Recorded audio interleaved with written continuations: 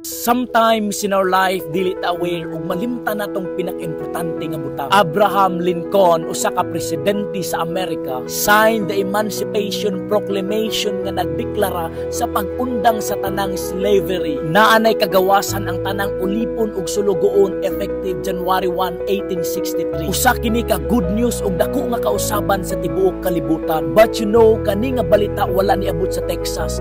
Gihilom ug wala gisaba sa mga leaders aron mapusla nilang tayo ang mga ulipon. Imagine almost 2 years nagpadayon ang slavery sa Texas ug walay kabalaanan ng mga ulipon nga naa na sila kagawasan until pagka June 19, 1865, someone from the authority imposed the declaration. Every June 19 or June 10, ilan na gine-celebrate as a remembrance to commemorate nga diha pa nila nabalaan ang pagkundang sa slavery. Don't you know nga 2,000 years ago Jesus died on the cross. He signed the Emancipation Proclamation nga ang tanang mutuo kaniya na ay kagawasan. Pero kabalo ka kung unsay problema.